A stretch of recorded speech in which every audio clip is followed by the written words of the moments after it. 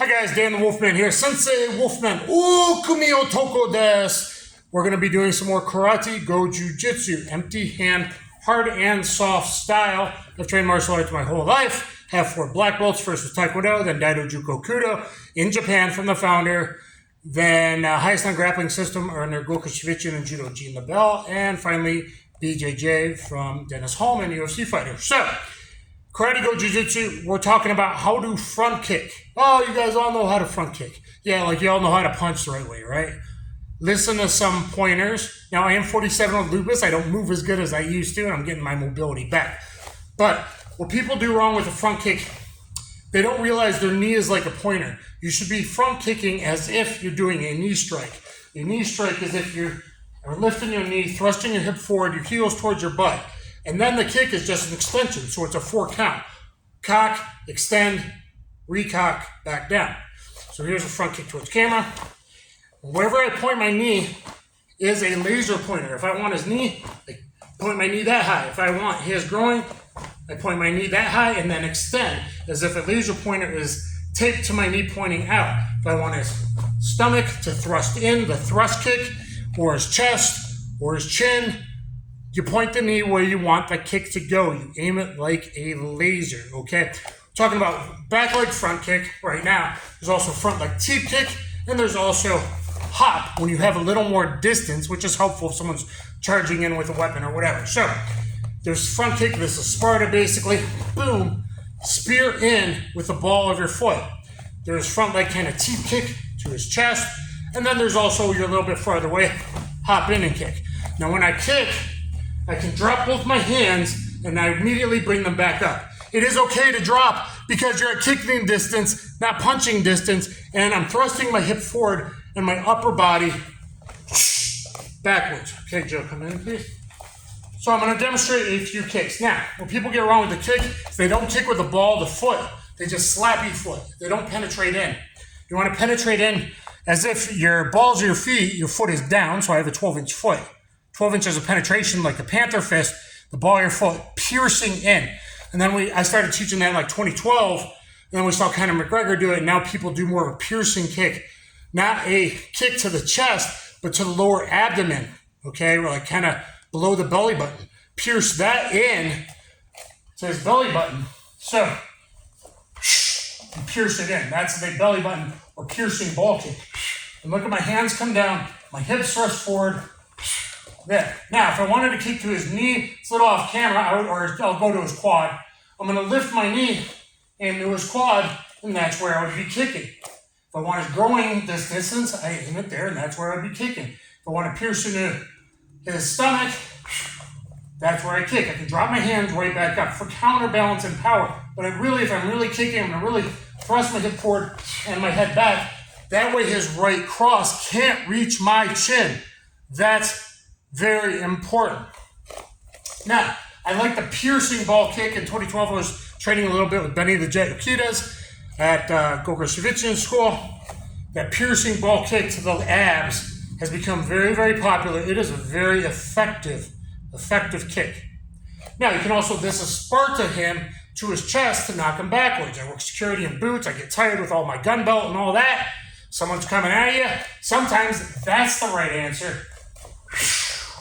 Okay, and that stance, good. Exhale. This is Sparta. Knock him back.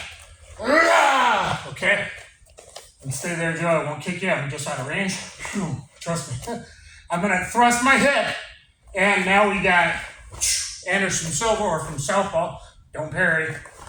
Right there. I'm gonna thrust my hip here and hit him in the chin. As you can see, I know my distance. From a lifelong of training. Boom. There's his stomach. There's his chest. There's his chin. Okay, if I want the groin, there's the groin. Now, groin kicks, I usually do at a closer range with the instep of the foot, so it's a bit different. I do it with the lead leg hidden from underneath. Way more common is that kick than me trying to front kick to the groin from way outside. But he's losing his flexibility, and we're getting up there in age.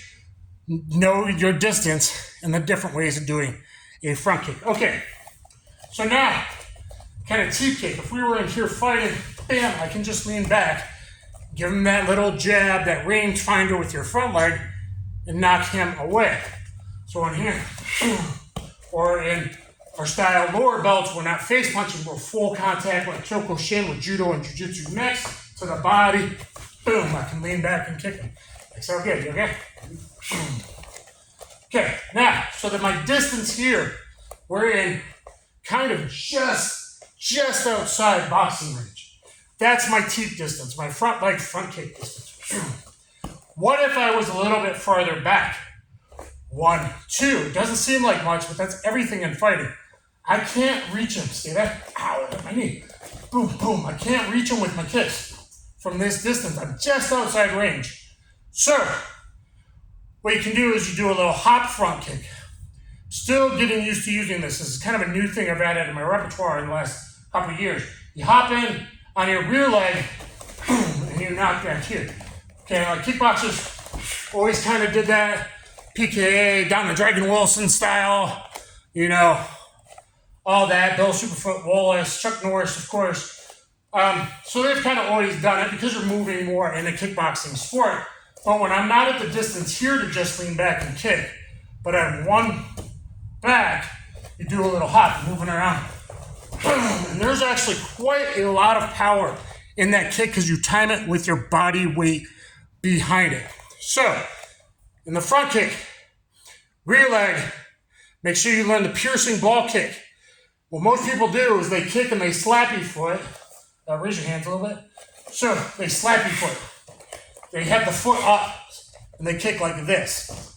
So, towards camera, there's a big difference between slappy foot, what most people do, see all the power's going up and it's just barely touching the surface, there's no penetration depth, versus my foot is down all the way, but the toes are up, so you still hit with the ball of the foot. So again, the foot is up all the way, down all the way, but the toes are up. So there's a difference between, let me angle here, this kick, look at my foot's up, versus my foot down. More distance, more power, pounds per square inch, hitting with the ball of the foot. Remember to use your knee pointer as a laser. I point the knee where I want the kicks to go. Whatever the kick is, this is Sparta! Okay, so there's a few different ways of using the front kick.